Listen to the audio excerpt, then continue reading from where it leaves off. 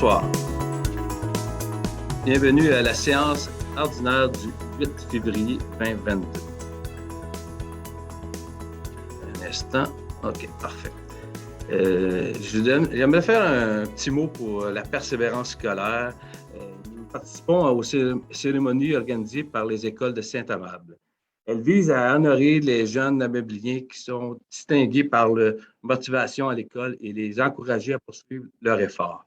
Nous sommes bien fiers de compter ces jeunes amébliers parmi nos citoyens, et nous croyons en eux pour grandir ensemble.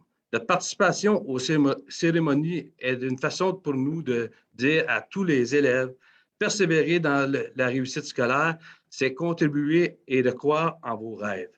Moi, personnellement, je trouve que les jeunes ont eu une résilience extraordinaire depuis 2 ans avec la pandémie. Pour moi, ils méritent toutes une médaille ou un prix pour la persévérance à cause des mesures sanitaires. Bravo à tous nos élèves de Saint-Amable. On va faire procéder à l'ouverture de la séance. Adoption de l'ordre du jour de la séance ordinaire du 8 février 2022. Ça me prendrait un proposeur. C'est M. Robert Gagnon, appuyé par J'appuie. M. Danny Charbonneau. En approbation des dépôts des procès-verbaux. 3.1, procès verbal de la séance ordinaire du 18 janvier 2022. Un proposeur. Je propose. M. Danny Charbonneau, appuyé par Mme France Gosselin. En 3.2, procès verbal de la séance extraordinaire du 27 janvier 2022. Pour approbation, ça me prendrait un proposeur. Mme France Gosselin, appuyé par Mme Vicky Langevin. Approbation des comptes du mois, liste des paiements à ratifier et des comptes à payer pour approbation. Mme Langevin, s'il vous plaît. Oui. Alors, pour la période du 18 janvier au 7 février 2022, la liste des chèques et dépôts à ratifier est au montant de 1 356 142,76 $. La liste des comptes à payer et des engagements, 2 881 505,36 $. Et les salaires pour la période 1 et 2, 432 319,72 $. Et pour vous mentionner les montants significatifs, donc nous avons un paiement pour les égouts phase 9 d'un montant de 496 362. Nous avons des quotes-parts également à payer pour la MRC Marguerite-Douville d'un montant de 2 399 625, ainsi qu'une quote-part pour la RIEP au montant de 488 876. Il y a également la subvention pour les maisons lézardées, 48 000 $ et un autre quote-part pour la RISAVR de 58 373 $. Donc, c'est les montants significatifs dans ces listes présentées. Excellent. Ça me prendrait un proposeur. M. Mathieu Davio, appuyé par Mme Marie-Ève Tanguay. En 5, administration générale, 5.1, demande de subvention pour une étude de partage de services entre la ville de Saint-Amable, la ville de Sainte-Julie et Varennes en matière de sécurité incendie. M. Gagnon, s'il vous plaît. Oui, considérant que nous, ici à Saint-Amable, nous avons une très bonne collaboration puis une très bonne proximité avec les villes voisines de Varennes et Sainte-Julie. Considérant que cette collaboration-là pourrait amener une réflexion quant aux opportunités de mettre en commun certaines ressources ou services en sécurité incendie. Considérant aussi que les 3 villes souhaitent que cette étude d'opportunité et de faisabilité soit le fruit d'une démarche conjointe et impartiale effectuée par un expert externe. Considérant aussi qu'il y a une possibilité de subvention au gouvernement du Québec dans le cadre du Fonds des régions et ruralités, le volet numéro 4. Considérant aussi que l'obtention d'un financement dans le cadre du programme que je viens d'expliquer, les villes s'entendent à financer la différence des dépenses admissibles dans une proportion équivalente à leur population respective. Donc, pour Saint-Amable, ça serait 20 %, pour Sainte-Julie, 47 % et pour Varennes, 33 %. Il est donc proposé d'autoriser le dépôt d'une demande d'aide financière commune de la Ville de Saint-Amable, de la Ville de Sainte-Julie et de la Ville de Varennes dans le cadre des fonds des régions et ruralités, le volet numéro 4, le soutien à la vitalisation et à la coopération intermunicipale avec une dépense estimée à 25 000 $. Puis il est proposé aussi de mandater la directrice générale adjointe de la Ville de Sainte-Julie, Mme Hélène Brisson, pour déposer cette demande d'aide financière et signer tout document qui va être requis pour cette demande. Parfait, ça me prend un proposeur. Mme Vicky Langevin, appuyée par M. Mathieu Davios. En 5.2, participation au programme éventuel d'aide financière 2022-2023 pour les maisons lézardées, programme de Rénovation Québec, Société d'habitation du Québec. Pour l'autorisation, Mme Gosselin, s'il vous plaît. Oui, alors, considérant qu'en mai 2009, la Ville a mis en place un programme d'aide pour les propriétaires pris avec des problèmes de maisons lézardées, que ce programme a été reconduit à multiples reprises et que la volonté du Conseil est toujours de réitérer sa participation à ce programme, considérant que le gouvernement du Québec a annoncé son éventuelle réduction pour les programmes de rénovation et d'adaptation de domicile de la Société d'habitation du Québec. Il est proposé d'autoriser le directeur général ou en son absence la trésorière à présenter à la Société d'habitation du Québec une demande d'aide financière pour l'année financière 2022-2023. Donc, dans le cadre du volet Maisons lézardées, dans l'éventualité que le programme Rénovation Québec soit renouvelé, et aussi, on l'autorise évidemment à signer tous les documents requis à cette fin et aussi d'allouer aux fins de l'élaboration d'un programme d'aide pour les résidents aux prises avec des problématiques de maisons lézardées. Un budget de 180 000 représentant la part de la Ville sera payé là, dans le fonds général et par des fonds réservés. Excellent. Ça me prendrait un proposeur. M. Mathieu Davios, appuyé par Mme Marie-Ève Tanguay. En 5.3, demande de participation au programme éventuel de Rénovation Québec, PRQ, bonification accès logis pour le volet 2. C'est une autorisation. M. Charbonneau, s'il vous plaît. Oui, donc, considérant la volonté de la Ville à participer à la réalisation du projet de la Maison des aînés La Chaumière, considérant que la Ville désire avoir accès à un financement complémentaire de la Société d'habitation du Québec en participant au renouvellement éventuel du programme de Rénovation Québec en adhérant au volet 2, intervention 6, qui se trouve à être la bonification du programme Accès Logis Québec. Il est proposé d'autoriser la demande à la Société d'habitation du Québec afin de participer au programme Rénovation Québec dans l'éventualité de son renouvellement. La Ville désire adhérer au volet 2, intervention 6, et demander un budget de l'ordre de 160 000 $. Ce montant total d'aide financière sera assumé en part égale par la Ville et la SHQ. Il est également proposé d'autoriser le maire et la greffière à signer pour et au nom de la Ville de Saint-Amable les ententes de gestion et de sécurité relatives au programme Rénovation Québec. La Ville accordera le montant en aide financière au programme et adoptera à cet effet un règlement de rénovation pour le programme Rénovation Québec. Excellent. Ça me prendrait un proposeur. Mme Marie-Ève Tanguay, appuyée par M. Robert Gagnon.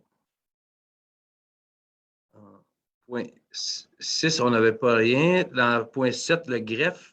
7.1, règlement relatif au code d'éthique de la déontologie des élus de la Ville de Saint-Amable. Une adoption, M. Gagnon. Oui, il s'agit ici de l'adoption finale là, pour le règlement que j'ai expliqué lors de la séance du 18 janvier. Donc, considérant qu'à la séance du 18 janvier, il y a un avis de motion qui a été présenté par moi-même, ainsi que la présentation du projet de règlement qui a été fait. Il est proposé d'adopter le règlement 784-00-2022 relatif au code d'éthique et de déontologie des élus de la Ville de Saint-Amable, tel que soumis. Excellent. Ça me prendrait un proposeur. Propose. M. Danny Charbonneau, appuyé par Mme France Gosselin. En 7.2, règlement modifiant le règlement sur le code d'éthique de déontologie des employés de la Ville de Saint-Amable. Une adoption également, M. Gagnon. Oui, c'est encore la même chose pour ce cas-ci, sauf que c'est pour les employés de la Ville. Donc, j'avais tout expliqué là, au dernier conseil du 18 janvier. En considérant qu'à la séance du 18 janvier 2022, un avis de motion et une présentation du projet de règlement a été fait par moi-même, il est proposé d'adopter le règlement 691-03-2022, modifiant le règlement 691-00-2012 sur le Code d'éthique et de déontologie des employés de la Ville de Saint-Amable. Parfait, ça me prendrait un proposeur. Madame France Gosselin, appuyée par Madame Vicky Langevin. En point 8, service des incendies et sans objet. 9, service des loisirs culturels. Comité culturel, nomination, M. Gagnon. Oui, le mandat des membres du comité culturel venait à échéance. Donc, considérant que tous les membres citoyens et citoyennes actuels du comité désiraient renouveler leur mandat, il est proposé de nommer pour une durée de 1 an les citoyens suivants à titre de membres du comité culturel de la Ville de Saint-Amable, soit Mme Claude Pelland, Mme Anne-Marie Coutu, Mme Lorraine Elief, Mme Marie-Ève Saint-Onge et M. Ismaël Diop. Nous tenons aussi à féliciter tout le monde là, pour l'excellent travail qu'ils ont fait là, lors de la politique de la culture, dans le fond. Excellent. Ça me prendrait un proposeur. Je propose. M. Danny Charbonneau, appuyé par Mme France Gosselin. 10. Service des loisirs récréatifs et communautaires. En 10.1, éclairage au Parc Le Rocher pour le baseball, soccer, pétanque, dalles de béton et stationnement, octroi de contrat. Madame Langevin, s'il vous plaît. Oui. Alors, dans le cadre du programme Solutions efficaces d'Hydro-Québec, nous avons obtenu une subvention, un financement pour 144 luminaires OLED. Alors maintenant que nous avons les équipements, nous devons les installer. Alors ici, c'est pour mentionner que nous avons nous avons 3 fournisseurs, donc 2 soumissionnaires qui ont vraiment soumissionné, un qui s'est retiré parce qu'il ne pouvait malheureusement pas effectuer les travaux. Alors ici, donc c'est pour octroyer le mandat au plus bas soumissionnaire conforme. Donc, c'est l'éclairage techno-LED pour un montant de 31 792,72, toutes taxes incluses. Alors voilà, donc nous allons bonifier notre Parc Le Rocher avec de l'éclairage OLED. Donc, ça va être beaucoup plus énergétique et beaucoup plus chaleureux comme ambiance également au parc. Excellent. Ça me prendrait un proposeur. Madame France Gosselin, appuyée par M. Mathieu Davio. En 10.2, passage de la boucle du Grand Défi Pierre Lavoie 2022. Autorisation. Madame Gosselin, s'il vous plaît. Oui, alors pour peut-être plusieurs, ce sera une grande nouvelle. Le Grand Défi Pierre Lavoie sera de passage dans la ville de Saint-Amable le samedi 11 juin 2022.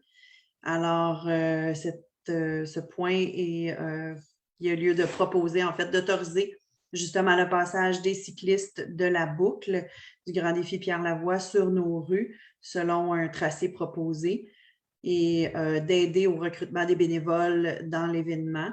On vous tiendra au courant là, de la façon de s'inscrire. Alors, on fait appel évidemment à toute notre population pour s'inscrire et participer.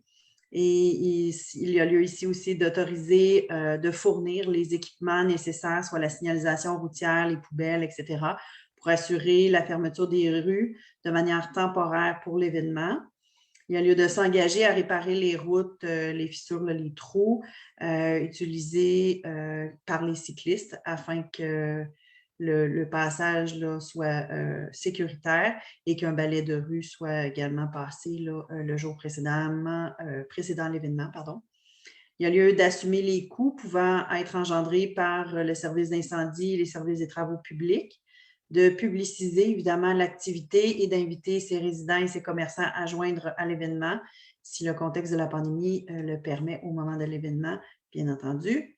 Et finalement, d'autoriser, lors de la tenue de cet événement, le vol de drones sur son territoire, selon le cadre réglementaire canadien et en respect avec les lois et règlements en vigueur au Canada. Excellent. Ça va être un super bel événement pour Saint-Amable.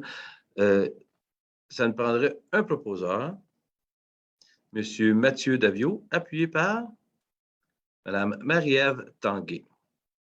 En 10.3, entente de location du parc Le Rocher, événement Candy Course pour une autorisation. Mme Gosselin. Oui, encore un bel événement à venir cette année qui aura lieu à l'automne, cette fois-ci. Donc, il est proposé d'autoriser le maire et la greffière à signer pour et au nom de la Ville de Saint-Amable l'entente intitulée Location du parc Le Rocher avec l'organisme Les événements Just Run International, ainsi que tout autre document pouvant être requis pour donner effet au présent, et à y être effectué le cas échéant toute modification mineure, et de nommer aux fins des présentes Mme Stéphanie Lacoste, directrice du service des loisirs récréatifs et communautaires, à titre de personne responsable à l'application de l'entente pour la Ville de Saint-Amable. Parfait, ça me prendrait un proposeur. Mme Marie-Ève Tanguay, appuyée par M. Robert Gagnon. En 10.4, reconnaissance, municipalité et amis des enfants, autorisation de dépôt d'un dossier de candidature. M. Gagnon, s'il vous plaît. Oui, après avoir été municipalité amis des aînés, maintenant, on va appliquer sur un autre programme qui est municipalité amis des enfants. Donc, on va continuer à mettre l'accent sur les enfants puis à amener plein de choses pour eux. Donc, il est proposé d'autoriser et d'approuver le dépôt à Espace Muni du dossier de candidature pour l'obtention de la reconnaissance municipalité amis des enfants. Il est proposé aussi de confirmer ma nomination à moi et ainsi que celle de Mme Stéphanie Lacoste, directrice des loisirs récréatifs et communautaires, pour être les porteurs du dossier municipalité amis des enfants. Proposer aussi d'autoriser le directeur général à signer pour et au nom de la Ville de Saint-Amable les documents nécessaires à cette fin. Proposer de confirmer l'engagement de la Ville de Saint-Amable à mettre en place, dans un délai de 3 ans, les 3 engagements figurant au dit dossier de candidature pour la reconnaissance. Et finalement, il est proposé aussi de s'engager à assurer un suivi et la mise en œuvre des engagements inscrits à la dernière section du dossier candidature municipalité amis des enfants, diffuser à mi-parcours l'état d'avancement des engagements inscrits à la dernière section du dossier de candidature municipalité amis des enfants, de célébrer annuellement la Journée mondiale de l'enfance le 20 novembre, organiser un événement médiatique, un lancement, une conférence, une activité de communication, etc., pour souligner la remise officielle de son titre municipalité amis des enfants, de faire la promotion de son accréditation en utilisant le matériel promotionnel à l'effigie de municipalité des enfants dans les édifices et infrastructures municipales et d'utiliser le logo de municipalité des amis des enfants dans les outils de communication sur nos réseaux sociaux. Excellent. Ça me prendrait un proposeur. Je propose. M. Danny Charbonneau, appuyé par Mme France Gosselin. En 11, services techniques et des travaux publics. 11.1, contrat de service de nettoyage de postes de pompage, camions vacuum et à pression, option de renouvellement. M. Daviau, s'il vous plaît. Et alors ici, étant donné que ce contrat prévoit une option de renouvellement d'1 an et que la Ville et nos services de travaux publics se voient satisfaits du service de ce fournisseur, il est donc proposé d'accorder le renouvellement du contrat RP-21-008-TP, service de nettoyage de postes de pompage, camions vacuum et à pression, pour une durée d'1 année avec 1 année d'option à Beauregard Environnement Limité, et ce, pour une année additionnelle, à savoir l'année 2022-2023, pour un montant total de 19 833 et 19 sous, toutes taxes incluses, et d'imputer cette dépense au poste budgétaire 02 415 50 521. Parfait. Ça me prendrait un proposeur. Mme France Gosselin, appuyée par Mme Vicky Langevin. En 11.2, contrat entretien du réseau d'éclairage des rues, option de renouvellement également. M. Daviau. Donc, un peu le même principe ici que le point précédent. Donc, étant donné que ce contrat prévoit 4 années d'option, par contre, ici, et encore une fois, étant donné qu'on est satisfait des services du fournisseur, Il est proposé d'accorder le renouvellement du contrat APP-20-004-TP, entretien de réseau d'éclairage des rues pour une durée de 1 an avec 4 années d'option 2020 à 2024 à l'entreprise Groupe DR Électrique Incorporé, et ce pour une année additionnelle, à savoir l'année 2022, pour un montant total de 12 003,39 $, toutes taxes incluses, et d'imputer cette dépense au poste budgétaire 02 340 00 521 et 02 340 00 649. Parfait, ça me prendra un proposeur. Madame Vicky Langevin, appuyée par Madame Marie-Ève Tanguay. En 11.3, contrat d'entretien préventif de l'ascenseur de l'Hôtel de Ville, octroi de contrat. Madame Tanguay, s'il vous plaît. Donc, considérant le contrat d'entretien préventif initial signé avec Schandler Ascenseur Corporation lors de la construction de l'Hôtel de Ville pour une durée de 10 ans. L'expiration du dit contrat était au 31 août 2021. Donc, considérant l'offre de renouvellement de la compagnie pour une autre durée de 10 ans à compter du 1er septembre 2021, considérant que l'entrepreneur a réalisé son mandat, que la Ville s'en déclare satisfaite et qu'elle souhaite renouveler le contrat, il y a lieu d'accorder le contrat d'entretien préventif de l'ascenseur de l'Hôtel de Ville pour une durée de 10 ans, à savoir du 1er septembre 2021 au 31 août 2031, à l'unique fournisseur, soit Schandler Elevator Corporation, pour un montant de 69 134,86 sous, toutes taxes incluses. Cette dépense sera au poste budgétaire 02 130 00 522. Excellent, ça me prendra un proposeur. Proposé par M. Mathieu Davio, appuyé par M. Robert Gagnon. En point 12, finances et trésorerie. 12.1, prévision budgétaire et code-part 2022 de la Régie intermunicipale de la police Richelieu-Saint-Laurent, approbation et autorisation de paiement. M. Davio, s'il vous plaît. Donc, comme à chaque année, nous devons y aller de l'approbation des prévisions budgétaires et des codes-parts pour les régies intermunicipales sur lesquelles nous siégeons. Donc, ici, la police. Donc, il est proposé d'approuver le budget 2022 de la Régie intermunicipale de police Richelieu-Saint-Laurent, tel qu'adopté par son conseil d'administration le 26 janvier 2022, d'autoriser le service de la trésorerie à payer la quote-part de la Ville de Saint-Amand pour l'exercice financier 2022 au montant de 1 957 767 $. Excellent, ça me prendra un proposeur. M. Robert Gagnon, appuyé par J'appuie. M. Danny Charbonneau. En 12.2, contrat d'entretien et soutien des applications, modernisation financière pour l'année 2022 pour notre système PG. Madame Langevin, s'il vous plaît. Oui, alors ce système informatique, c'est celui qui vraiment, c'est un système intégré, alors qui inclut, qui permet à tous les services de rentrer, que ce soit les finances, les plaintes, les trucs comme ça, tous les dossiers. Alors, la compagnie a voulu faire de la modernisation. Alors ici, c'est pour octroyer, dans le fond, un surplus de payer un surplus à la compagnie PG de 8 750,75 $, donc pour vraiment la modernisation de tous les espaces un peu financiers, d'Accessité Finance. Donc, c'est pour la suite là, vraiment qu'on utilise. Et puis, il y a des exceptions aux règles. On n'a pas besoin de faire des demandes de prix parce que c'est des fournisseurs uniques. Donc, on peut directement octroyer ce surplus-là, à la compagnie. Excellent. Ça me prendrait un proposeur.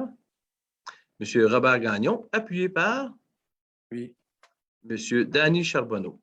Au point 13, urbanisme. 13.1, règlement modifiant le règlement de zonage afin de modifier une disposition de l'article 173 et de modifier la grille d'usage des normes de la zone P5. Pour une adoption, M. Charbonneau.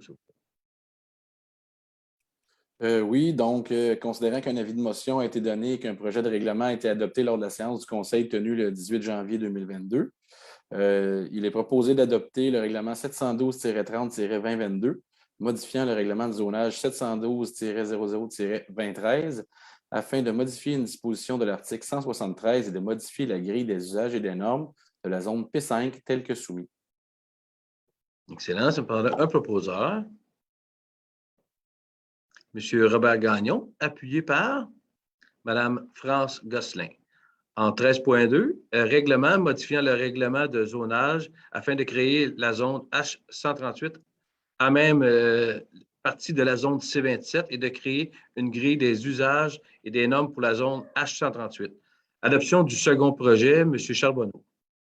Oui, donc, toujours considérant qu'un avis de motion a été donné et qu'un premier projet de règlement a été adopté lors de la séance du Conseil du 18 janvier dernier, il est proposé d'adopter le second projet de règlement 712-31-2022, modifiant le règlement de zonage 712-00-2013 afin de créer la zone H138 à même une partie de la zone C27 et de créer une grille des usages et des normes, créer une grille des usages et normes pour la zone H138 avec les modifications suivantes. L'ajout d'une deuxième colonne à la grille afin de prévoir les normes applicables à une habitation de 5 à 8 logements, H3, et retrait des marges minimales applicables à une habitation de 9 logements et plus, en H4, et ajout de la note 6. Excellent. Ça me prendrait un proposeur. Mme France Gosselin, appuyée par Mme Vicky Langevin. En 13.3, services professionnels en urbanisme, inspection et émission de permis, octroi de contrat également pour Mme Gosselin, excusez. Oui, alors, considérant l'absence temporaire d'inspecteurs des bâtiments au service de l'urbanisme, il est proposé d'accorder à la firme infrastructurelle, planification urbaine, un contrat de soutien au service de l'urbanisme à titre d'inspecteur en bâtiment selon le prix et les conditions du contrat et de désigner pour toute la durée du contrat les employés de la firme en question à exécuter, attirer à l'exécution de ce contrat et à agir à titre de fonctionnaire désigné et d'autoriser les employés à exercer les devoirs et les pouvoirs prévus à cet effet au règlement d'urbanisme. Excellent. Ça prendrait un proposeur. Mme Vicky Langevin, appuyée par M. Mathieu Davio. Pour le point 13.4, moi et M. Charbonneau, nous avons déclaré des déclarations d'intérêt pécuniaire pour ce point.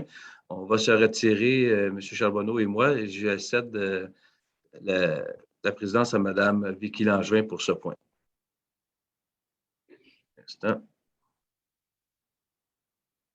Oui. Alors, pour le point 13.4, toponymie, projet Faubourg-de-l'Or.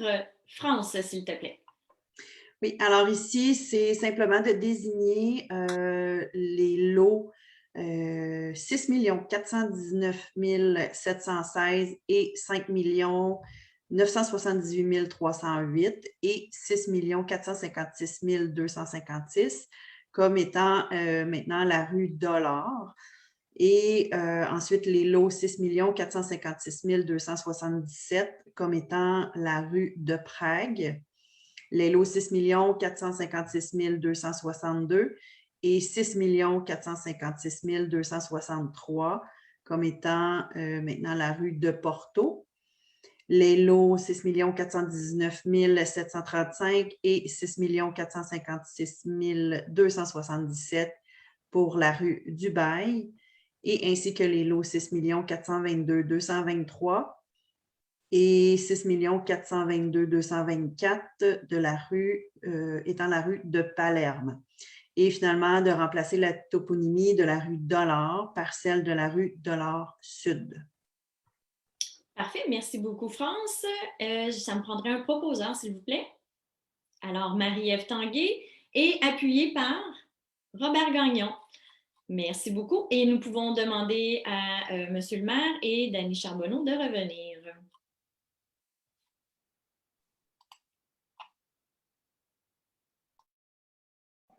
Bonjour, nous sommes rendus au dépôt des documents. Merci beaucoup, Vicky.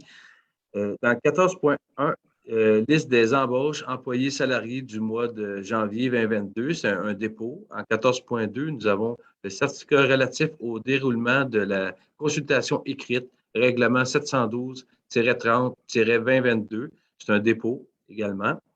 En 14.3, nous avons le certificat relatif au déroulement de la consultation écrite, règlement 712-31-2022, un dépôt. Puis nous sommes rendus au point d'information, au point 15. Je cède la parole à M. Robert Gagnon pour les statistiques. Oui, pour le nombre de permis et de certificats émis depuis le 1er janvier de cette année, on en a émis 8 pour une valeur totale des travaux de 2 73 618. Comparativement à 2021, on en avait 38 permis et certificats pour une valeur de 1 772 149. Donc, on a une augmentation d'environ 300 000 comparativement à l'année passée. Merci beaucoup, Robert. Il y avait jusqu'à midi pour recevoir les questions. Nous n'avons pas eu de questions pour cette séance aujourd'hui.